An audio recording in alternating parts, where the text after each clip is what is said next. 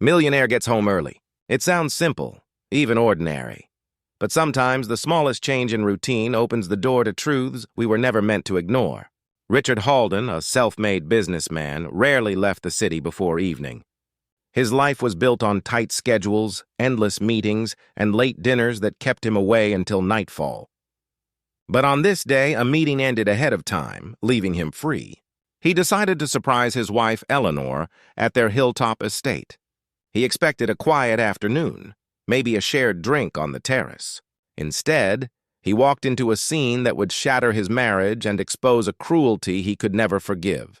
The Halden estate was a palace of stone, glass, and manicured perfection. To the world, it represented wealth and success. Inside, it ran like clockwork thanks to Mariah, the maid who had kept it spotless for years. She lived in the staff quarters with her daughter, Lila, a bright, playful child of 7. Richard often noticed her drawing in the kitchen or chasing butterflies in the garden. To him, she brought warmth to the cold hallways. But to Eleanor, she was an unwelcome reminder of boundaries she believed should never be crossed. In Eleanor's world, the help in their children were to remain invisible. Richard had never truly questioned his wife's coldness, chalking it up to stress or vanity. That was his mistake. When he stepped inside early that afternoon, the house was unusually quiet. Then he heard it, muffled sobs, fragile and broken, echoing faintly from the sunroom. He followed the sound, each step heavier than the last, until he saw what would haunt him forever. There, bathed in sunlight pouring through tall windows, Eleanor stood over Lila. The child was curled on the floor, trembling, her small hands shielding her body. Eleanor's face was twisted with fury. Her words, dripping with venom, cut through the air. "Stay out of sight. Know your place." And then with a sharp movement, Eleanor's foot lashed out, striking the girl's side. Richard froze. For a moment, his mind refused to accept what his eyes had seen. The woman he shared his life with, the partner he believed in, was attacking a child, an innocent girl who had done nothing but exist. His chest tightened, his pulse thundered, and something inside him broke. He stepped into the room, his shadow cutting across the marble floor. Eleanor spun, startled, the color draining from her face when she realized he had seen. Lila whimpered, clutching her side. The silence that followed was heavy, suffocating. Richard's gaze locked on Eleanor, and in that moment, the illusion of his marriage collapsed. She stammered excuses, nonsense about discipline, about rules, but Richard didn't hear. All he could see was the fear in Lila's eyes and the vile truth in Eleanor's actions. That moment changed everything. Richard had always believed wealth could insulate him from the ugliness of the world. But here it was, thriving inside his own home. Racism, cruelty, arrogance, all of it condensed into one horrifying act. And he understood that his silence, his failure to question Eleanor's subtle cruelties before, had allowed this to happen. He acted quickly. He gathered Mariah and her daughter, moving them into safety before nightfall.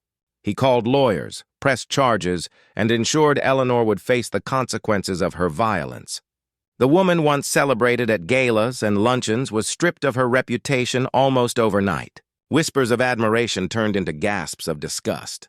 The perfect image she had cultivated for years shattered in an instant.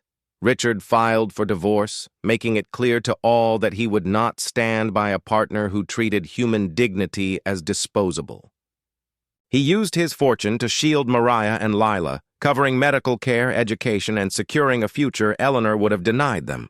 He stood beside them, not as an employer, but as someone determined to right a terrible wrong. The mansion, once a monument to wealth, now felt like a courtroom where truth had been laid bare. Richard realized that silence in the face of injustice makes you complicit. For years he had ignored warning signs, dismissive words, disdainful glances. Now he saw that those small cruelties were seeds of something darker. He vowed never to ignore again. The scandal rippled through their community. Some claimed shock, insisting such hatred couldn't exist in refined society. Others weren't surprised at all, pointing out how often racism hides behind closed doors, cloaked in privilege and silence. The story forced uncomfortable questions. How many children suffer unseen?